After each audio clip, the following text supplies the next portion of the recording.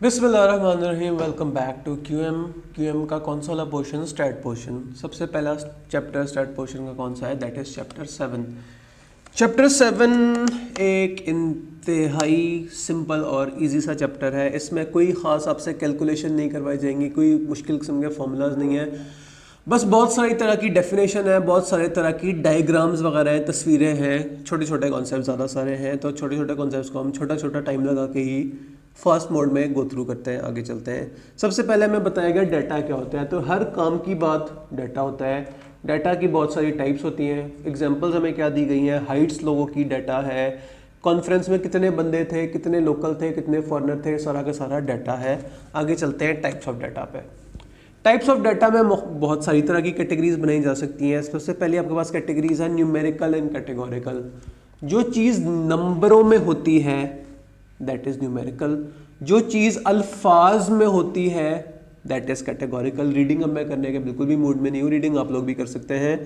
Examples वगैरह आप read कर लीजिएगा, मैं आपको फिलहाल से जो बेसिक बात है वो बता रहा हूँ। डिस्क्रीट एंड कॉन्टिन्यूस, वो वाली जो आपके पास डाटा होता है जिसमें बीच में गैप्स होते हैं। लाइक फॉर एग्जाम्पल इस क्लास में कितने लोग मौजूद हैं, दैट वुड बी डिस्क्रीट। या तो क्लास में 6 लोग होंगे, या तो 18 लोग होंगे, या तो 25 लोग होंगे, या तो 150 लोग होंगे। ऐसा नहीं हो सकता 6.25 लोग हों या 12.5 लोग हों। इस तरह जो है वो डिस्क्रीटनेस नहीं रहती।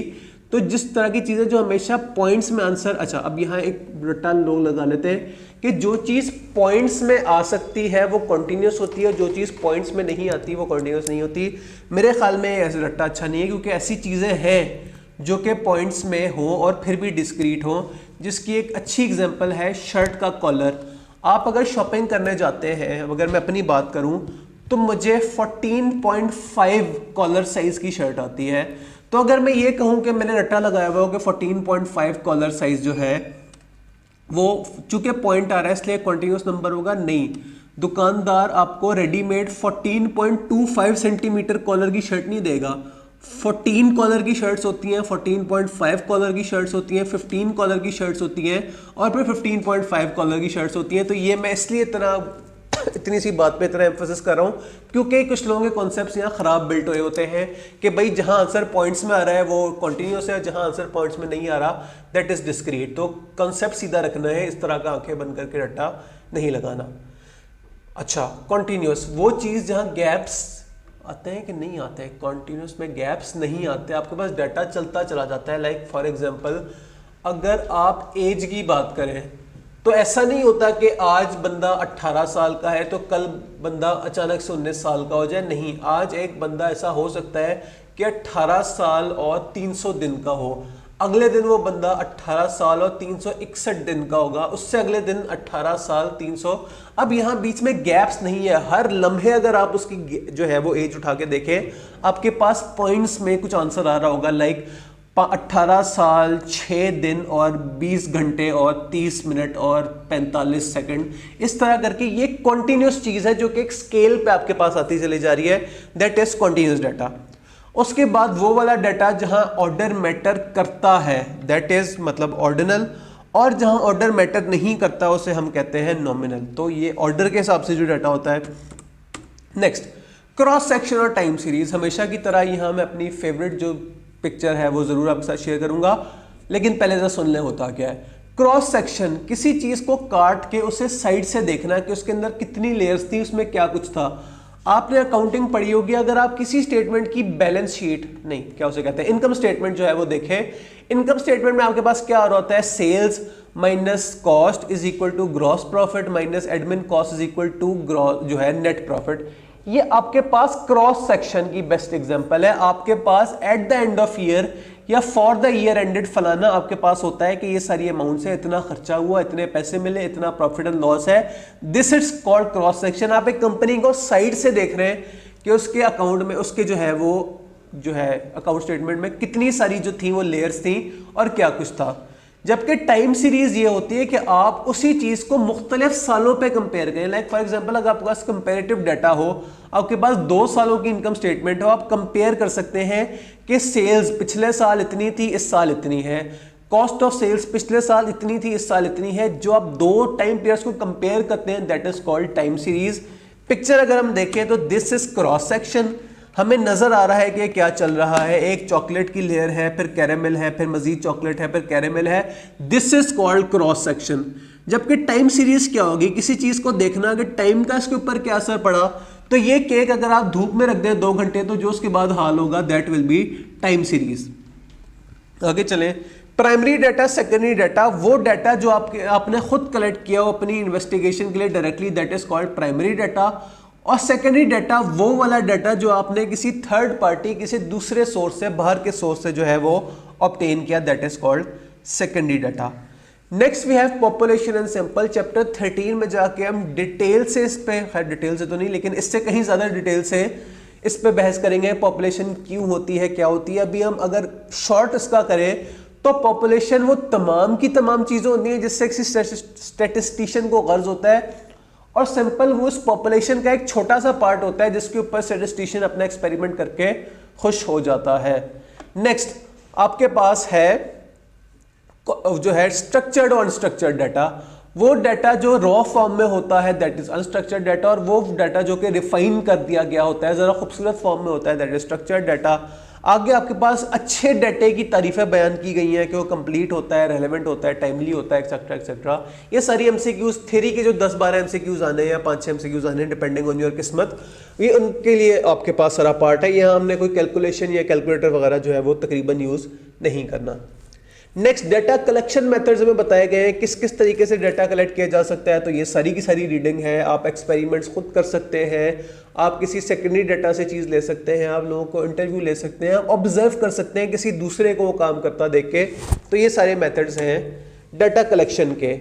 ये सारी की सारी थ्योरी है, बस आप एक दफ़ा रीडिंग कर लेंगे तो आप ये सारे के सारे एमसीक्यू सॉल्व करने के काबिल हो जाएंगे। तो यहाँ कोई भी ऐसा एमसीक्यू कैलकुलेशन वाला या मेरे मतलब का जो है वो नहीं है, इसलिए हम इसे ज़रा फास्ट मोड में गो थ्रू करते हैं। Next data organisation and summary, that is our unit number 2। Unit 2 data organisation and summary. वो क्या होता है, डाटा क्या होता है वो तो हमने देख लिया। इस डाटे को खूबसूरत फॉर्म में कैसे लेके आना है, इसे ऑर्गेनाइज कैसे करना है, इसे स्ट्रक्चर कैसे करना है। तो इससे पहले कि हम डाटा स्ट्रक्चर करना सीखें, ये चेक करें हमारे पास स्क्रीन पे क्या चल रहा है। हमारे पास स्क्रीन पे बहुत सारे नंबर है, किस सीक्वेंस में नंबर है, क्या चल रहा है। ये है distance travelled by 100 salesman in 1 week. 100 बंदों ने कितना कोई सफर किया, 561 किलोमीटर, 581 किलोमीटर, 545 किलोमीटर, 487। ये क्या है अल्लाह जाने, पता नहीं ये क्या है, हमें कुछ समझ नहीं आ रही इस डाटे को इस फॉर्म में देख के। अच्छा अब क्या करें, क्या हम इस डाटे को थोड़ा सा और खूबसूरत कर सकते हैं। हाँ, इससे नेक्स्ट स्टेप होगा इस डाटे को अरे फॉर्म में ले आना है। ARRAY अरे, वो वाला इंग्लिश वाला अरे, उर्दू वाला नहीं। तो ये जो हमने डाटे की अरे बना ली, इससे डाटे पे क्या फर्क पड़ा चेक करें। डाटा थोड़ा सा और खूबसूरत हो गया। 481, 482, 486 दो दफा, 487, 489। अब चीजें हमारे पास किसी सीक्वेंस में आ रही है, किसी डाटे में आ रही है। अब इस डाटे को देख के मैं एटलीस्ट कॉन्फिडेंस से ये कह सकता हूं कि जो सबसे कम ट्रेवल करने वाला सेल्समैन था वो 481 किलोमीटर चला, जबकि जो सबसे मेहनती बंदा था वो 594 किलोमीटर जो है उसने ट्रेवल किया। अब डाटा पहले से ज्यादा जो है वो खूबसूरत फॉर्म में है। क्या इस डाटे को मजीद रिफाइन किया जा सकता है? हाँ जी, इस डाटे को मजीद भी रिफाइन किया जा सकता है। भला किस तरह? Frequency distribution. हमने ये देखा कि एक नंबर कितनी कोई दफा आ रहा है और हमने आगे उसकी फ्रीक्वेंसी लिख दी। लाइक फॉर एग्जांपल ये जो नंबर था भला क्या 486 दो दफा आ रहा था। अब यहां चेक करें 486 किधर है, 486 ये रहा। 486 सीक्वेंस की जरा आगे पीछे हो गई है, लेकिन देखिए 486 के आगे हमने लिख दिया 2। तो हर फॉर्म में जो डाटा है वो श्रिंक होता जा रहा है, ज्यादा जो है वो स्ट्रक्चर्ड होता चला जा रहा है। अब ये फ्रीक्वेंसी डिस्ट्रीब्यूशन का फाइनल वर्जन नहीं है, ये फ्रीक्वेंसी डिस्ट्रीब्यूशन का स्टेप 1 है। इससे नेक्स्ट पेज पे हम फ्रीक्वेंसी डिस्ट्रीब्यूशन का इससे भी रिफाइंड वर्जन देखेंगे। चेक करें, दिस इज सचमुच की फ्रीक्वेंसी डिस्ट्रीब्यूशन। आपने क्लासेस और कैटेगरीज जो है वो बना ली कि 480 से लेके 500 तक कितने बंदे थे, 13। 500 से लेके 520 तक कितने बंदे थे, 22। तो आपने 5 लाइनों में, सॉरी 6 लाइनों में इतना सारा डाटा जो है उसे समराइज कर लिया, जो कि एक अच्छी बात है। डाटा अब ज्यादा खूबसूरत लग रहा है, इसे देख के हमारे सर में कम जो है वो दर्द हो रहा है। तो this is called frequency distribution.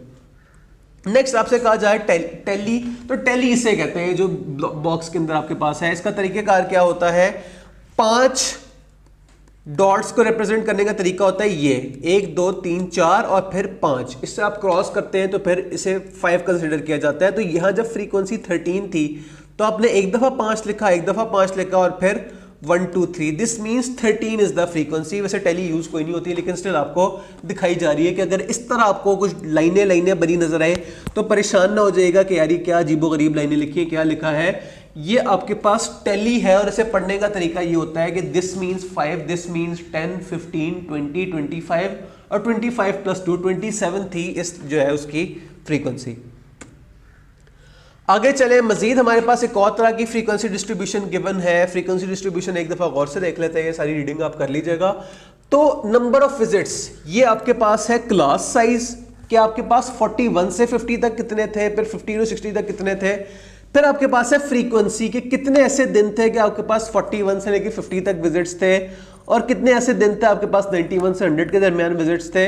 ये आपके पास आ गई क्लास बाउंड्रीज, ये आपके पास आ गई क्लास विड्थ, और ये होता है मिड पॉइंट। मिड पॉइंट हमें क्यों चाहिए, आगे जाके हमें चैप्टर 8 में देखेंगे कि मिड पॉइंट की क्या सिग्निफिकेंस है।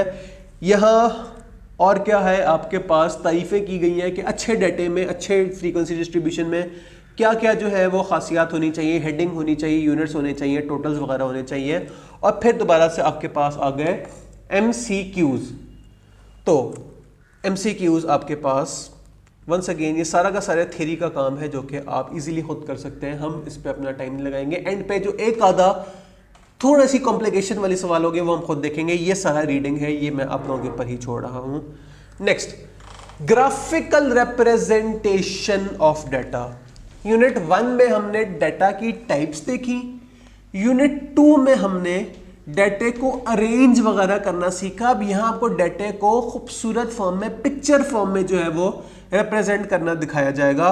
तो आपको पहले पेज पे तो ये बताया जा रहा है कि डाटे को किस किस किस किस तरीके से जो है वो रिप्रेजेंट किया जा सकता है। स्टार्टिंग विद आपके पास सबसे पहले आ गई गाइडलाइंस वगैरह कि ये चीजें अच्छी होनी चाहिए आपके पास डाटे में। नेक्स्ट आपके पास एक इधर टेबल है, चेक करें इस टेबल में क्या आ रहा है, number of male, number of females, total number, और फिर कितनी आबादी थी 2013 में।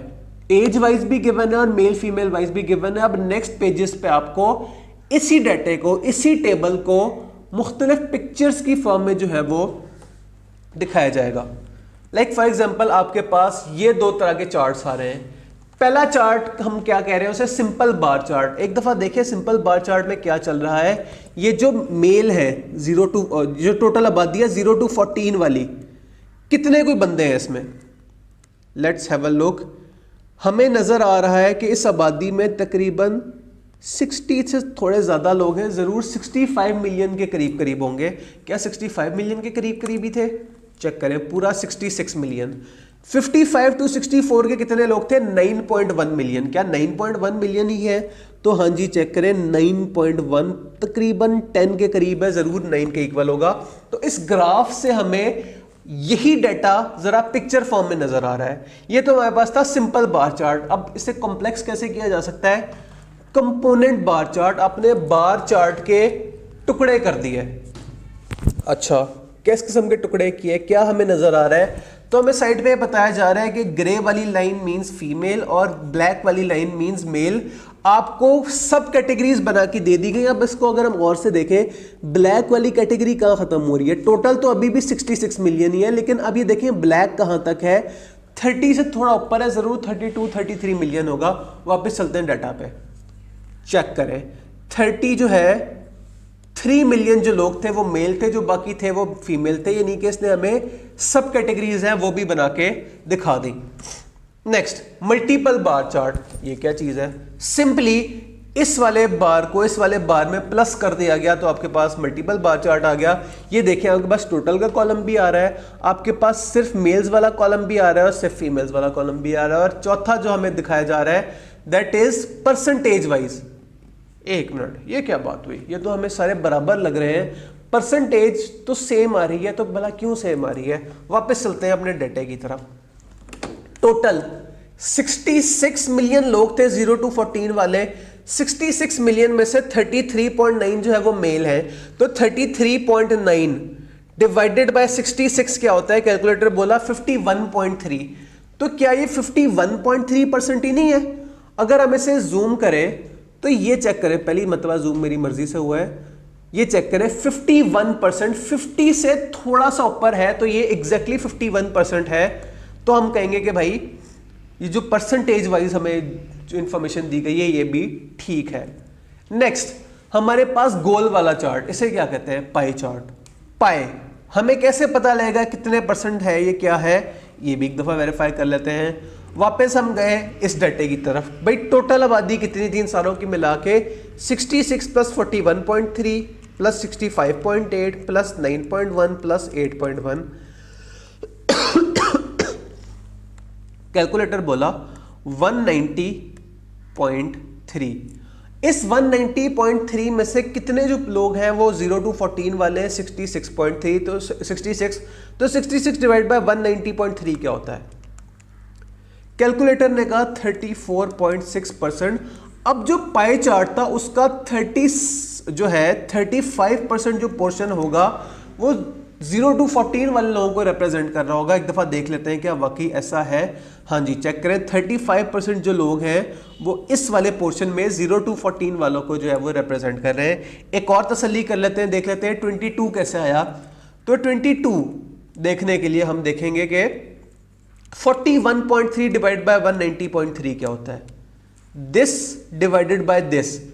कैलकुलेटर बोला 21.7, यानी कि ये 22% जो पोर्शन था वो किसको रिप्रेजेंट कर रहा था? 15 to 24 ईयर आबादी वाली जो थी, एजेस वाली जो आबादी थी। आगे चले, ये क्या है? हिस्टोग्राम। अगर आप फ्रीक्वेंसी डिस्ट्रीब्यूशन का जो है वो ग्राफ बना लें, दैट इज कॉल्ड हिस्टोग्राम। गौर से देखते हैं क्या ये वाकई ऊपर जो फ्रीक्वेंसी डिस्ट्रीब्यूशन गिवन है उसी का हिस्टोग्राम है? हाँ जी, चेक करें। 40.5 से 50.5 तक के कितने जो हैं वो लोग हैं? 6। सबसे कम क्या है? 5। सबसे ज्यादा क्या है? 12। तो ये था हमारे पास हिस्टोग्राम। नेक्स्ट हमें बताया जा रहा है कि अगर हिस्टोग्राम जो है उसकी क्लास बाउंड्रीज जो है वो बराबर ना हो तो क्या किया जाएगा? जाहिर सी बात है, पेपर में हमसे एमसीक्यूज के फॉर्म में हमसे टेबल तो नहीं दोबारा बनवाया जा सकता। तो एक नज़र ये देखने वाली चीज़ ये है, ये इतनी कोई कॉम्प्लिकेशन नहीं है, ऐसी कोई समझने वाली चीज़ नहीं है। एक नज़र बस देख लीजिएगा सारा। 3 तरीके से ये तीनों सेम है। 3 तरीके से आपको बस क्लास विड्थ जो है वो एडजस्ट करना सिखाई जा रही हैं। नेक्स्ट फ्रीक्वेंसी पॉलीगॉन, इंतहाई ईजी है। हिस्टोग्राम पकड़ें, हर बार का पिछले बार के मिड पॉइंट से जो है वो एक लाइन कनेक्ट कर दें, इससे आपकी फ्रीक्वेंसी पॉलीगॉन बन जाएगा। ये भी ग्राफिकल रिप्रेजेंटेशन ऑफ डाटा ही है। नेक्स्ट ओगाइव, वो क्या होता है? वो आपके पास क्यूमुलेटिव फ्रीक्वेंसी का होता है जो है ग्राफ। कैसे भला? क्यूमुलेटिव फ्रीक्वेंसी क्या होती है? क्यूमुलेटिव फ्रीक्वेंसी होती है अगर आप हर क्लास की जो है फ्रीक्वेंसी को पिछली क्लास की क्यूमुलेटिव फ्रीक्वेंसी में ऐड करते चले जाएं, that is called cumulative frequency. Like for example, ये आपके पास एक ग्राफ था। पहले केस में आपके पास पहली क्लास में कितने लोग हैं? 8। पिछली क्लास में कितने लोग थे? भाई पिछली क्लास कोई थी नहीं, हमारी क्यूमुलेटिव फ्रीक्वेंसी इज 8। नेक्स्ट, यहां कितने कोई लोग हैं? 17। पिछली हमारी क्यूमुलेटिव फ्रीक्वेंसी कितनी थी? 8। तो 8 प्लस 17 कितने होते हैं? 25। अब 25 प्लस 9, ये कितने इस क्लास में लोग हैं? 9। आप ऐड कर देंगे, आपके पास आ जाएगा 34। इस तरह आप ऐड करते चले जाएंगे और बस क्यूमुलेटिव फ्रीक्वेंसी बनती चली जाएगी। और इसकी अगर आप लाइन बना लें, एक दफ़ा ये भी वेरीफाई कर लेते हैं कि क्या ये जो है ग्राफ है ठीक है कि नहीं। तो 0 to 100 इस क्लास की बात हो रही है। ये क्लास कहाँ फिनिश हुई होगी? 8 पे। क्या वाकई 8 पे फिनिश हो रही है? हाँ जी, चेक करें, जूम हमने किया, वाकई ये 8 पे ही जो है हो रही है एंड। नेक्स्ट अगली क्लास जो है वो कहाँ जाती है? 25 तक। क्या 25 तक ही जा रही है? हाँ जी, चेक करें, ये चेक करें, 25 तक ही आपका ये जो है जा रहा है, यानी कि जो टेबल है वो ठीक बना है। इसकी भी हमने तसल्ली कर ली, वेरीफाई कर लिया। आगे चलते हैं। फ्रैक्टाइल्स कॉन्सेप्ट, इसका हम अभी देख लेते हैं और इसकी कैलकुलेशन जो है वो हम चैप्टर 8 में जाके देख लेंगे। तो कॉन्सेप्ट क्या है? अगर हम डाटे के टुकड़े करें, कितने को टुकड़े करें? डिपेंडिंग ऑन कि हम क्या चीज़ कैलकुलेट कर रहे हैं। फ्रैक्टाइल मीन्स मतलब मुख्तलिफ टाइप ऑफ टुकड़े, उसकी टाइप्स होती हैं। परसेंटाइल, वर्ड सुना सुना लग रहा है, परसेंटेज, परसेंटाइल। तो परसेंटेज क्या होती है? ये बताना कि 100 में से उस चीज़ को कितनी जो है वो मार्क्स मिले हैं। तो परसेंटाइल वही चीज़ होती है। अब अगर आप किसी चीज़ के 100 टुकड़े कर दें तो फिर आपसे अगर पूछा जाए कि अगर इस चीज़ के 100 टुकड़े हुए थे तो इसका 35वां टुकड़ा कितना होगा, that will be called percentile. अगर आप किसी डाटे के 10 टुकड़े करें, दैट विल बी डेसाइल। और अगर आप किसी चीज़ के, किसी डाटे के 4 टुकड़े करें तो एक टुकड़ा विल बी कॉल्ड 1 क्वार्टाइल। आपसे सवाल इस तरह के आ सकते हैं, फर्स्ट क्वार्टाइल क्या है, second quartile, third quartile. Calculation उसकी भी देख लेंगे, अभी हम सिर्फ ज़बानी बातें कर रहे हैं कि परसेंटाइल्स, क्वार्टाइल्स, डेसाइल्स वगैरह होते क्या हैं।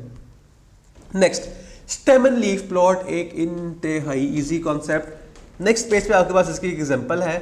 तो ये क्या आपको बताया जा रहा है, चेक करें। ये आपके पास फ्रीक्वेंसी डिस्ट्रीब्यूशन है, हमने पहले भी देखी थी। इसको स्टेम एंड लीफ प्लॉट वाली फॉर्म में जो है वो कन्वर्ट किया जा रहा है। कैसे? 48 और इससे मिला के पढ़े, 481 481, 48 और 2 482, 48 और 6 486। याद करें 486 2 दफा आ रहा था, तो यहां भी 6 2 दफा है। इससे क्यों इस तरह इस फॉर्म में लिखा जा रहा है? बस एक तरह का क्लासिफिकेशन ऑफ डाटा ही है। तो ये इस तरह से, इसे हम क्या कहते हैं, stem and leaf plot. Next, box and whisker plot. Box and whisker plot क्या होता है? आपके पास वंस अगेन एक डायग्राम होती है। अगर स्ट्रेट लाइन पे अगर आपका डाटा है तो इसे आप रिप्रेजेंट करा सकते हैं इस बॉक्स एंड विस्कर प्लॉट से।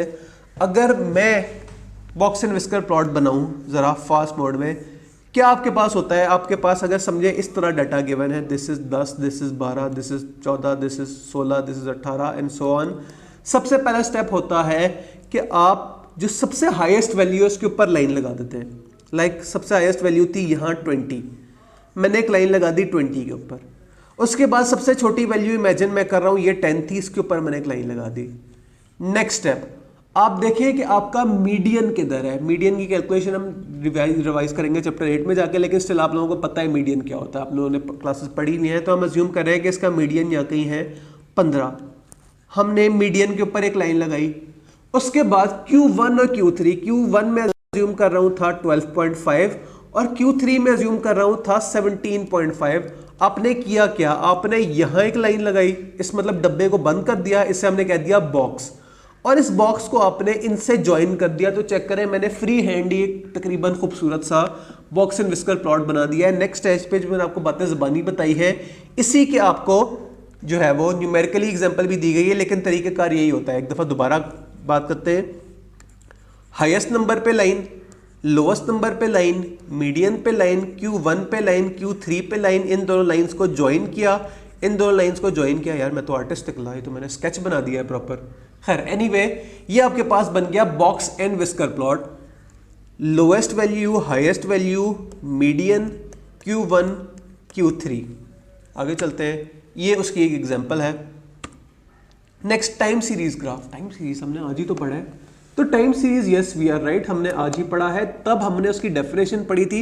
अब हम टाइम सीरीज का एक अदद जो है ग्राफ देख रहे हैं कि ये दो किसी कंपनीज का डाटा है, हमें नजर आ रहा है कि अच्छा ये साइड पे उसी डाटे को बगैर ग्राफ के भी दिखाया जा रहा है। देखिए ये जरा बोरिंग सा डाटा है और ये जरा काम का डाटा है। यहाँ हमें देखना पड़ रहा है कंपनी 1 की ईयर 1 में इतनी सेल्स थी, कंपनी बी की ईयर 1 में इतनी सेल्स थी, जबकि यहाँ हमें ग्राफ फॉर्म में जो चीज़ें हैं ये दिखाई जा रही हैं। तो this is time series. Next, इस चैप्टर का आखिरी जो हमारे पास कॉन्सेप्ट है that is shape of distribution. Once again ये चीज़ें हमारी चैप्टर 12 में भी जाके दोबारा यूज होंगी, लेकिन स्टिल अगर हम अभी से इसे समझ लें तो जरा हमारे लिए बेहतर हो जाएगा। स्क्यूनेस क्या होती है? सबसे पहले बात करते हैं किसी नॉर्मल केस की। हम किसी सड़क पे चलते फिरते किसी 100 बंदों की अगर हाइट मेजर करें तो जो ज़्यादातर लोग होंगे वो मीडियम हाइट वाले होंगे। लाइक फॉर एग्जाम्पल हम कह सकते हैं कि मैंने सड़क पे चलते हुए कोई से 100 बंदों की हाइट मेजर की, एवरेज किया उन सबका, मीन लिया, तो आंसर आया 5 foot 8 inch. 5 foot 8 inch you can say कि एक प्रिटी एवरेज वो है, हाइट है। अब कुछ लोग उससे कम होंगे, कुछ लोग उससे ज़्यादा होंगे, लेकिन ज़्यादातर लोग 5 फुट 8 इंच के करीब करीब होंगे।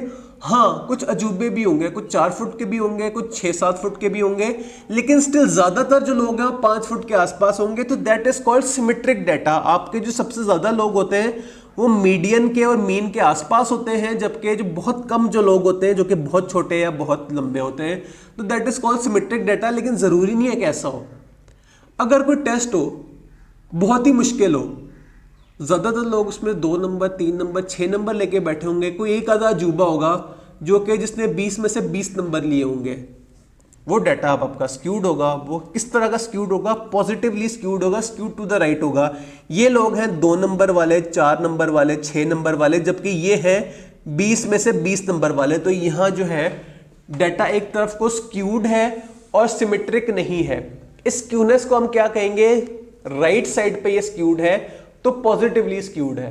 एक दूसरी तरह की स्क्यूनेस भी होती है, इससे ऑपोजिट कर लेते हैं। हमने लोगों से पूछा कि कितने लोगों ने दिन में 5 नमाजें पढ़ी थी कि नहीं, तो ये वो लोग हैं जिन्होंने एक नमाज भी नहीं पढ़ी, 1 नमाज, 2 नमाज, 3 नमाज। और मैं इतनी कोई मुबारक जगह पे था कि ज़्यादातर लोग ऐसे देख रहे हैं जिन्होंने 5 की 5 नमाजें पढ़ी हुई थी। अब ये डाटा दूसरी साइड पे स्क्यूड है। अब यहाँ ज़्यादा मार्क्स लेने वाले ज़्यादा हैं और कम मार्क्स लेने वाले कम हैं, तो इस डाटा को हम कहेंगे नेगेटिवली स्क्यूड या लेफ्ट स्क्यूड डाटा। और जाते जाते बुक से बर्दाश्त नहीं हुआ कि पूरा हमने चैप्टर पढ़ लिया और एक भी फॉर्मूला नहीं पढ़ा, तो जाते जाते उन्होंने हमें स्क्यूनेस का फॉर्मूला बता दिया।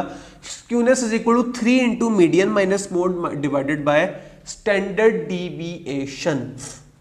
ये था हमारा चैप्टर 7। कुछ इसके सवाल जो है वो इस तरह के वो देख लेते हैं। Answer the following questions based on given plot. ये आपके पास एक डायग्राम गिवन है और इस डायग्राम से बहुत सारे सवाल हैं, पढ़ लेते हैं, देख लेते हैं क्या है। How many stocks are between 110 and 120? 110 किधर है? ये रहा।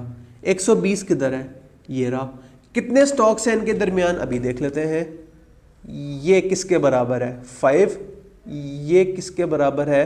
4। 5 + 4 क्या होता है? 9। हमने कहा there are 9 stocks between 110 and 120। Next, ऐसा करें, बता दें इस टोटल हिस्टोग्राम में कितने कुछ स्टॉक्स हैं। गिन लेते हैं। ये किसके बराबर है? 2। ये किसके बराबर है? 8। ये किसके बराबर है? 10। ये किसके बराबर है? 5। ये किसके बराबर है? 4। ये 2। इन सारों को ऐड कर ले।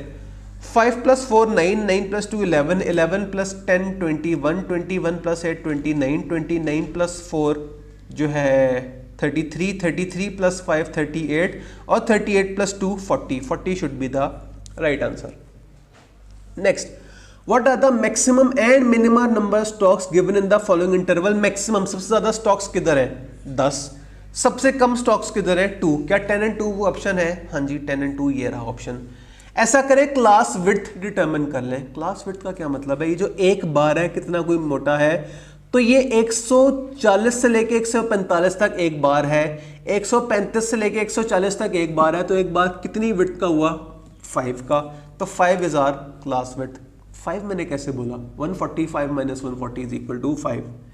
कितने स्टॉक्स हैं बिटवीन 100 एंड 125? अभी देख लेते हैं। 100 किधर है? 100 ये रहा। 125 किधर है? 125 ये रहा। गिन ले यहां से ऑनवर्ड्स कितने स्टॉक हैं।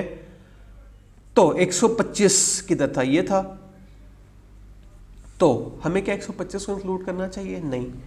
8 + 4 + 5 + 2 + 1 कितना होता है? 8 4 12, 12 5 17, 17 2 19, 19 1 20। क्या इस तरह कोई ऑप्शन है? तो सॉरी, बी, ये आपका 2 ही था। आपका 19 is the right answer, 2। Next, इस डाटे को देख के कुछ सवालों का जवाब दे दें। देख लेते हैं कितना गुड डाटा है। फॉर कितने साल कंपनी ए की sales are less than company B की सेल्स? कंपनी ए की सेल्स कौन से साल में जाके कंपनी बी से ज्यादा हो जाती हैं? यहां जाके। ये कौन सा साल है? ईयर 4 से थोड़ा सा आगे। हमने कहा more than 4 years but less than 5 years। Next, sales recorded in year 3 for company B are. Company B कौन सी वाली है? कंपनी बी ये स्क्वायर वाली है। कंपनी बी की तीसरे साल में 15 सेल्स थी। 15 को ऑप्शन है, हाँ जी ये रहा 15। नेक्स्ट, ऐसा करें, बता दे दोनों कंपनियों की मिला के ईयर 5 में कितनी सेल्स थी? ईयर 5 ये रहा। 25 + 32 कितना होता है? 57। क्या 57 को ऑप्शन है? हाँ जी 57 ये रहा। नेक्स्ट, वंस अगेन सीधी सीधी आपके पास थ्योरी है, लेकिन स्टिल हमारे पास कुछ टाइम है, तो हम एक नज़र इसे अब गो थ्रू कर ही लेते हैं। वो वाली डिस्ट्रीब्यूशन जिसमें सिमेट्री नहीं होती वो स्क्यूड होती है। वो वाली डिस्ट्रीब्यूशन जिसमें अगर मीन लेस देन मीडियन होता है, ओहो मीन लेस देन मीडियन होता है तो क्या होता है अभी जाके देख लेते हैं। मीन लेस देन मीडियन है, ओ भाई ये तो मोर देन मीडियन है। यहां मीन लेस देन मीडियन है, कौन सी वाली स्क्यूनेस है, लेफ्ट साइड पर स्क्यूनेस या नेगेटिव स्क्यूनेस, हमने कहा नेगेटिवली स्क्यूड। अगर मीन ग्रेटर देन मीडियन है उसका ऑपोजिट ही हो जाएगा, पॉजिटिवली स्क्यूड। कौन सा वाला चार्ट होता है वो गोल होता है, वो पाई चार्ट होता है। तो देख लें चैप्टर 7 हमारा कितना हलवे की तरह हो रहा है। यूनिट 2 भी एक नजर देख लेते हैं। Arrangement of data according to magnitude is called array. Process of arranging data in groups of classes up to their resemblances, classification.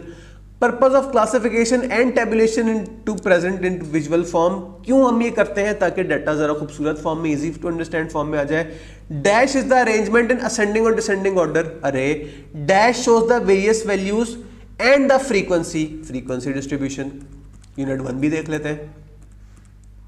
Primary data कहां से कलेक्ट किया जाता है, एक मिनट, प्राइमरी डाटा होता है कौन सा है, वो जब अपने हाथ से कलेक्ट करते हैं बाय कैरिंग आउट सर्विस।